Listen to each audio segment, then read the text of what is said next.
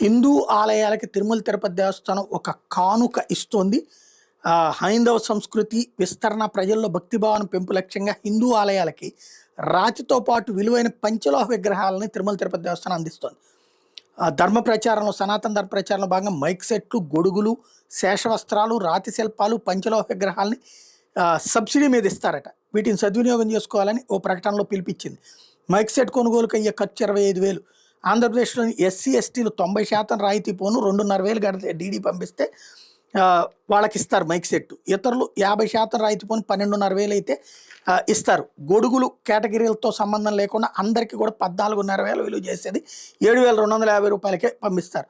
అట్లాగే హిందూ ఆలయాల అవసరాలకు అనుగుణంగా శేషవస్త్రాన్ని ఉచితంగా ఇవ్వబోతున్నారు.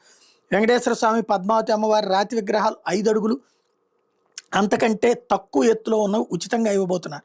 మిగిలిన దేవతా విగ్రహాలను 70% రాయితీ మీద ఇస్తారు.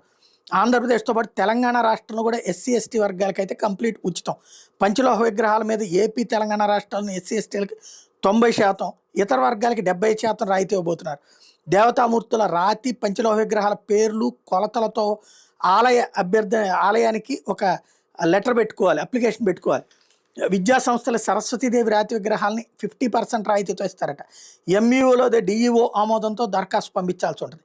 మఠాలు, ట్రస్టులు, ఆశ్రమాలకి 50% రాయితీతో అందిస్తారట. ఈ కానుకలు కావాల్సిన వాళ్ళు వ్యక్తిగత దరఖాస్తుతో పాటు ఆలయ కమిటీ దరఖాస్తు పత్రం, స్థానిక తహసీల్దార్, దేవాదాయ శాఖ అసిస్టెంట్ కమిషనర్ నుంచి సిఫార్సు లేక, ఆలయ ఫోటో, కరెంటు బిల్లు, దరఖాస్తుదారు ఆధార్ కార్డు తదితరాలు జత చేయాలట. డీడీ పంపితే కార్యనిర్వహణ ఈఓ, టీటీడీ పరిపాలనా విభాగం, కేటీ రోడ్, తిరుపతికి పంపిస్తే ఫోన్ నెంబర్ కూడా ఇచ్చుకొచ్చారు, వాళ్ళు పంపిస్తారు పైన.